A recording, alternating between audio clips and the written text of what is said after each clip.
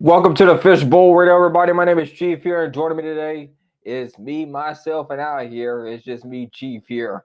Gonna be anchoring it solo here tonight. Jalen and Mike Honcho have the night off, but they did leave me some projections. If you look at last episode, you can go read Mike's projections and Jalen's projections as well. But we will be having a graphic. It's all gonna be fun games. You know how we usually do on game days. We upload our picture graphic. It gives you really good details and work looking at a little text box basically whatever. That's the lazy way of doing things. Like make things look nice here on the fishbowl. So anyway, let's get into high gear here and Louisiana versus Texas State preview of 2024. We got a slew of games coming up this week in the Sun Belt as well here. So this is going to be one of those that we're going to be like kind of look at this thing. We kind of gave some thoughts last week here.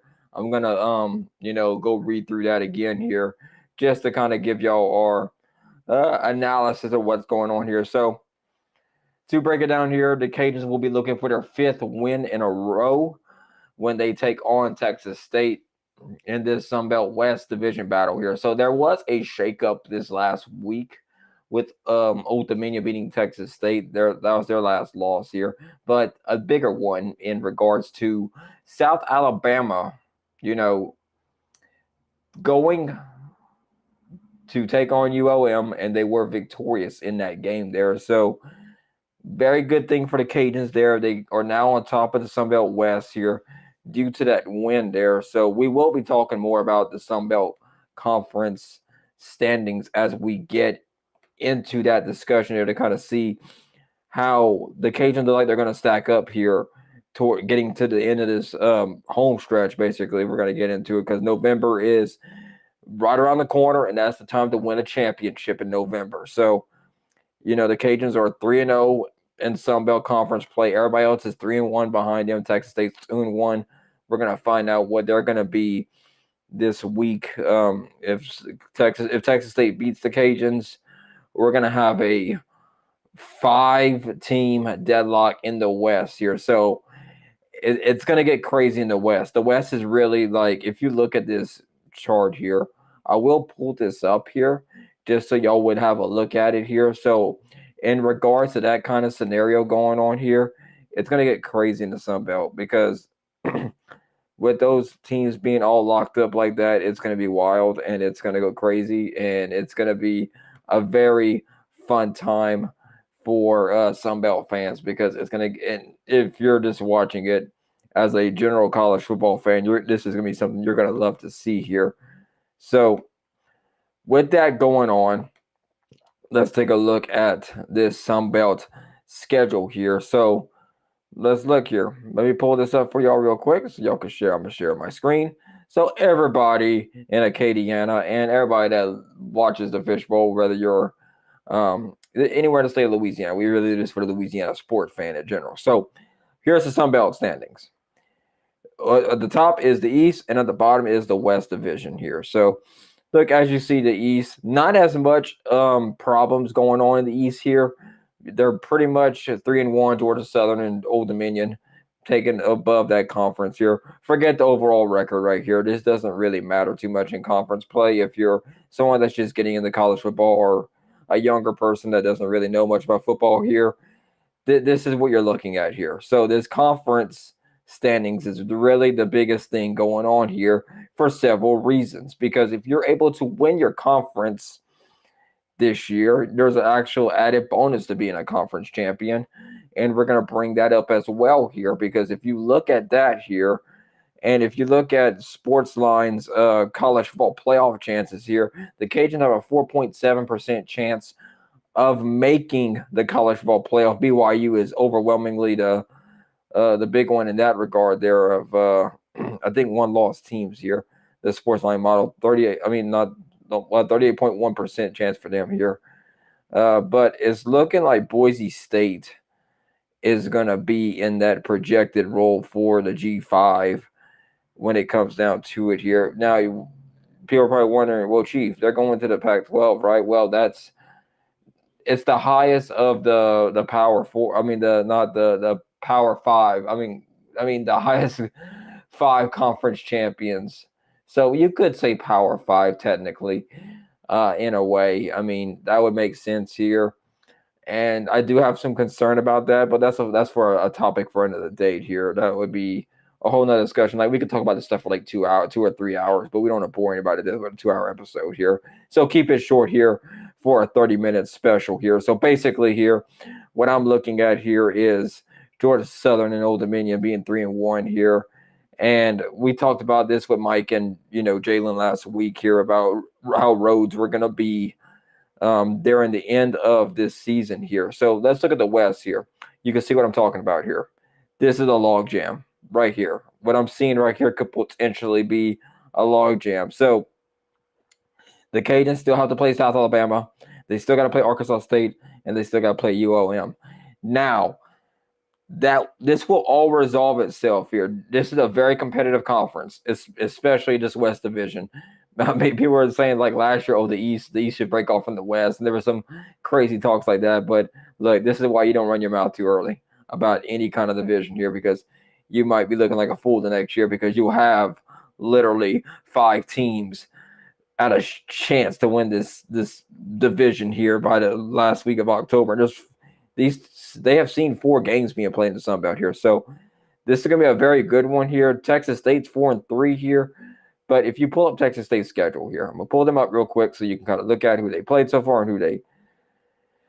So they had a close win against Lamar to start off the season, which you don't look too much into early season games because a team can change a lot. A team's usually getting better or worse here. So they beat the snot out Arkansas State at home. They 38-17. They won against Troy. Troy's not really a great team so far. They haven't really played the dominant parts of the kind of 50-50, honestly. I think Arkansas State gets kind of they're 3-1 in conference, so it's really hard to say that they ain't competitive here. So on ESPN2, they're going to play the Cajuns, Louisiana, at home. So this is going to be one of those, and they got at UOM. But they get a little bit of an easier break with Southern Miss here. But then you get Georgia State and not South Alabama. And Georgia State beat a very good Vanderbilt team earlier in the year, and at South Alabama just beat at UOM. So this is going to be one of those that this kind of sets up really good for the Cajuns. Let's go back to the other screen we had before here, and let's look at the Cajuns here if you're looking at this right now. So looking at this here, you can see Grambling at Kennesaw State. Kennesaw State is one of the worst teams in the FBS right now. They have made, and App State made that list too, of top 25. The bottom 25, I think they wanted to call it. I saw App State on there. I saw Kennesaw State on there. So they haven't played the utmost competition to Cajuns so far this year. But looking at it here, I think this is something the Cajuns could really build off of. And they're on a very good stretch right here. This is a very good set of games here toward the end of the schedule where you get a little bit of a break with Troy.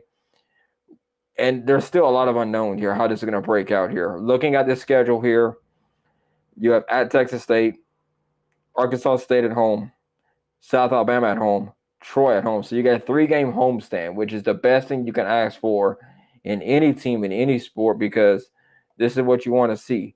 This is exactly what you want to see here at the end of the day, because this becomes a very big thing here. Like looking at that schedule makes it a really big thing. Let me move this around a little bit for y'all here so y'all can kind of look at that more. And this needs to fill out a little bit more. Let's see. Yep. That's what I'll do here. So I might put myself in the thumbnail so you can see. But yeah, looking at the schedule here, looking like it's going to be one of those years here with the Sun Belt here. So it's tough to see what's going on. And this is it, guys. Who's going to win this? The Cajuns have a really good road after Texas State. I like the fact they get Arkansas State and South Alabama on the road. The worst thing about these last 4 games after Texas State is you get at UOM. That Monroe game is going to be a tough one because they're playing very well this year. UOM, even though they lost South Alabama, I still think the West could be decided in this game here if the Cajuns slip up. Now, the Cajuns do have a mulligan if they do drop the Texas State here. They do have a 4-game stretch, but I feel like at that point you would have to win out because of how close the competition is here in the Sun Belt West this year. So you don't want to leave it up to chance. Just go out there, do your duty, and finish the job is what should be the message. Just finish the job. So you take these last 5 games. This thing is the first game of the season. You just got to go undefeated.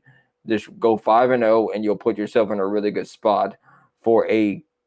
Because if Boise State slips or any of these teams, you might be in the perfect spot to take a college football playoff berth. It's the 4.8% is way out there, but look, you need Tulane to drop one, which Tulane might drop a game somewhere. You're going to need a little bit of help here to try to figure out what teams are ahead of you here. Washington State's at a 12.7%. But if the Cajuns win their conference, the only other team in that little list that I'm looking at here is Tulane. It looks like they got a legitimate shot at winning their conference here. And you're kind of putting yourself here in a good spot here if you do win your conference, because that's an auto bid. That's the only way any of these G5 schools are going to get in this is by the auto bid here. Right now, Boise State's first in the Mountain West right now. If you look at their conference record here, I'm going to pull up their conference record so y'all can see that. I'm going to stop sharing this one. Give me a second here. So I could pull this up so I can show you what I'm talking about here. And look at their Boise State's road ahead when we talk about let's replace this one. Let me see what I'm looking at here. Boise State. There's my Google search. So y'all can see everything right there. So look, here's what I'm looking at here. Once again, pay attention to this conference right here. Where my mouse is at, this conference record is going to be very important here because you got Colorado State, San Diego State, Fresno State, which they are in that little spot there themselves here. I don't see how, but they're 5-3. I think that overall record would give them some trouble here. But Boise State lost one game. So if they could lose again somewhere on the road or, somewhere down the line here, Boise State, what they have left here, they got San Diego State, San Jose State, Nevada, Oregon. That Oregon State game is going to be a tough one for them, I think. That will be a very interesting one on November 29th, 11 a.m. kickoff here. Oregon State might be able to pull up a game against them here, maybe potentially beat them here. It's going to be tough, though. I think, look, it's only going to show the Pac-2. You see, they're 4-4. Washington State, they definitely got a shot because they're 7-1. You would hope that Washington State could have got the job done against Boise, but I mean they dropped that game with a 28, so that really helps out Boise State and that whole discussion with them there. They'll look at that head to head and see. That's why the Cajuns are going to need an upset somewhere. They didn't blow out UNLV like I thought they should have done, 29-24. So any of these games right here could definitely be an upset if things play right for them. But Boise State's probably going to be favored in all 5 of these games coming up on the year. So that's the one that you're going to look at here for college football playoff purposes here. So now get back to what we're talking about here. Let me stop sharing the screen and bring you back myself back on cam here. So looking at all that there, it's going to be a very tough road for the Cajuns to be in the college football playoff here. Quite frankly, I think if they would have beat Tulane, they would have been a better spot. Obviously, being undefeated would have been a really huge boost to them. Playoff berth, they would probably be maybe even higher ranked than Boise State here because everybody loves a good undefeated team here and everybody rooting for undefeated teams here, especially in the G5 world. So we'll see if that is actually the case here as we go deeper into this season here of college football to see where that ends up at. But, I mean, we pretty much talked about Texas State last week here. Going deeper into them, the Cajuns are on a 5-game, going to look for a 5-game, going to try for a 5-game winning streak here. And, so far this year, the Cajuns are undefeated on the road, and they have outscored opponents 239-160 on the season so far. So that is huge numbers for Texas State to try to overcome here, especially on defense to try to slow these guys down here. The Texas State Bobcats are 4-3 and 2-1 in the Sun Belt so far. So they're like I showed you earlier with the standings report. There's a lot of teams jockeying for that first spot, so it's going to be a really tough one here. The Cajuns have never lost to Texas State, so I would imagine that it wouldn't be this crazy thing to think that they going against history here, 10-0. And Texas State was really primed to beat them last year. I thought last year was the closest I've seen Texas State to be able to beat the Cajuns, and I think it's kind of interesting that the Bobcats are coming in as 3-point favorites in this game here from the latest odds here. So I'm thinking that the Cajuns. So if we're looking at the spread, let's see how these teams perform over the spread here. So far this year, the Cajuns are 6-4. Last 10 games, Cajuns are 6-4 against the spread. Now, granted, some of this is from last year. Texas State, same thing. They're 5-5 against the spread the last 10 games as well. But I'm thinking here. So who are some of the guys Texas State's going to really look at here? Jordan McLeod. He's a senior quarterback. He transferred in from JMU last year. He spent 2 years at South Florida, one at Arizona, and last season at James Madison. So he's been kind of all over college football lately here. So he has completed 159 of 282 attempts for a 68.5% completion rating so far this year, 1,891 yards, 20 touchdowns with 7 interceptions, and a rating of 159.4. Now he has thrown for 300 yards 3 times this season, so he's very good at passing the ball. Obviously, his latest one that he had thrown for 300 yards was a 41-9 win over Arkansas State. So they do have that head-to-head tiebreaker over them here. So powering their ground game is Ismail Mahdi. He had carried 122 times for 646 yards. He's averaging 5.3 yards a carry. Now, the two that I'm more concerned about is obviously the running game. The Cajuns so far this year have had a harder time stopping the run compared to their pass defense is phenomenal. The Cajuns are very good at defending against the pass.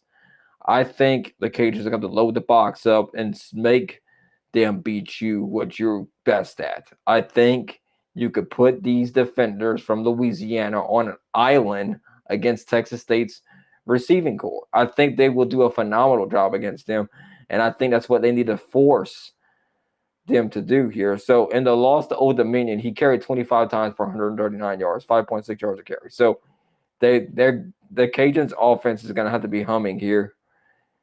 So the Cajuns have, Ben Wooldridge, who is been a phenomenal passer for them this year, completing 69.6 of his throws here, 142 of 204. He has 15 touchdowns, only has 4 interceptions, a QBR rating of 163.5. He so far this year, not really much of a run threat too much, but he does run when necessary. He has 47 carries for 124 yards on the year, only averaging 2.6 yards. I wouldn't say he's a dual threat, but he does run whenever he needs to, so he can surprise you out there when he takes off and runs. So in the win, he completed 27 of 36, and was good for 75%, 373 yards and 3 touchdowns. It was his second 300-yard passing performance of the year. So, and this is the bread and butter of the Cajuns since the Billy Napier days, and even before that with Mark Hudspeth. Whenever the Cajuns run the ball and they have a solid running game, they're really tough to stop. So, powering this ground attack is the redshirt freshman Elijah Bill Davis. He has rushed 80 times for 509 yards and 6.4 yards a carry and 3 touchdowns. So you're probably wondering, that don't sound really like crazy good numbers, Chief. But this is a 3-headed monster backfield as well. So you also have Zylan Perry to worry about, which he is dealing with an injury, but we'll see if he's a go tomorrow or not. There is some, speculation that he will play tomorrow against Texas State. And you got Draylon Washington, who had an injury earlier in the season, but he's now back, and he's getting back into game reps here. So this is so you'll see what happens here in that game here. So if you're wanting to know who I'm picking in this game, I'm gonna tell you straight up right here. I think Louisiana wins this one. I just think that the Cajuns are.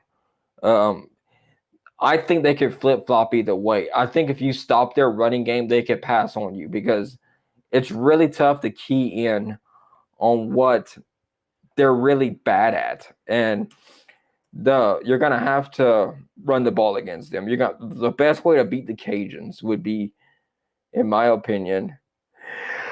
Excuse me. Sorry, I sneezed. Anyway, The best way to beat the Cajuns would be to keep their offense on the sideline. And the best way to do that is run the football and control the clock. So that's what I think Texas State's going to have to do in this game for them to beat the Cajuns. So that's what I would do if I was game planning, was to try to control the line of scrimmage. But I think the Cajuns on the offense, they're going to score on you. And I think that's a very bad thing for them to have. That's the problem. I think they're going to be in a really tough spot here and try to figure out what's going on, what can they do, So looking at their defensive numbers here, Texas State, they're 60th in the country against the run. They're 47th against the best overall defense, 14th on offense, 7th in the passing here. Now, on the flip side, when you look at the Cajuns here, they're 76 12 against the 40 rushing and passing on offense. So, looking at that, I think they're very balanced. A balanced offense is very tough for anybody to, stop you. It really is really tough out there for anybody involved. So it's going to be tough on them for Texas State for sure to be able to stop this. So I don't really know how they're going to, and that's what I'm going to leave it at here. So that is something to look at whenever we're going to make these picks here. But just looking at it here, it's going to be really tough on Texas State to be able to stop the Cajuns, I think, because you key on one side, they're going to do the other one. So it's just going to be one of those things here. So without further ado, let's get down to my Week 10 game picks, because I don't have everybody else here. So anyway, Georgia State taking on UConn here for this week here. I got UConn winning this one. Georgia State hasn't been all that impressive this year. Something else seems like they're having a little bit of a down year, honestly, in my opinion. UConn 5-3. I think Vegas right, 7.5 points. I got UConn winning this one. Old Dominion taking on App State here. Now, look, I like ODU. I think they're doing a really good job this year. App State a little bit down this year. I got ODU winning that game over App State there. Give me a touchdown with that one. ULM taking on Marshall. ULM coming off a game that got out of hand against Alabama. Vegas really went 10.5 with Marshall. This one I'm kind of like wondering what Vegas is thinking about here. Now ULM has to go on the road. How much did this break them, or it's going to really rile up ULM to get the job done here? I do think here, obviously, in the West, as a Cajuns fan, you want ULM to lose this game here. But I think that they might be more fired up to win this game than they were before they played South Alabama. So I think ULM might actually beat them here. I'm going to call this an upset because of Vegas, but I think by a field goal. But ULM has had some close calls, though, so far this year. So I'll go with ULM beating Marshall there. Coastal Carolina taking on Troy. Give me Coastal. I think they'll bounce back from their loss against the Cajuns. And I think that that's going to help them out a good bit here and just see what's going on with them in that game there. So, Troy, I'm kind of surprised here. So, look, it's just real interesting here. And, Coastal's on a 2-game losing skid. They'll get back against Troy, I think. Georgia Southern taking on South Alabama. South Alabama coming off a big win against ULM. Georgia Southern sitting at the top of the East here. They're both 3-1. They could both use a good conference win here. Give me South Alabama, though. I think they will take care of business this week here. So that basically does it all here for the Sun Belt games here. Not a big slate of games. There's only 2, 3, 4, 5, 6. There's only 6. Well, that's about right. Yes, 6. I thought it was 5 games for whatever. I'm not the best math whiz at this stuff, so that's what I got to say here. So, closing thoughts on this here. This should be a very interesting game here. I know we're at peak presidential election, election season here. So, I know everybody's kind of focusing on that here. Just to kind of keep y'all on track with everything going on here in the world of Sun Belt football here. We got it all anchored down here, and we got the Louisiana Raging Cajun news anchored down here on the Fishbowl Sports Radio here. And also, we are looking at this here, and we're watching everything very closely here at the Fishbowl. So thank y'all for tuning into this episode here of the Fishbowl Radio. We hope you have a great and wonderful day here, and I'm gonna see y'all next time here on the Fishbowl. So um, I'll probably get with Juicy later on the week here, and we'll talk about LSU football. That's something that we're gonna have to really dig deep into here. Really look at what happened with Texas A&M there and see kind of dissect it and see what's going on there. So hopefully Cajuns come up with a win here, and we'll address that when we get down to it here. So nice to sit here and just chat with y'all. But thank y'all for tuning in. Hope you have a great and wonderful week for the rest of y'all week here, and we'll see y'all here next time on the Fish.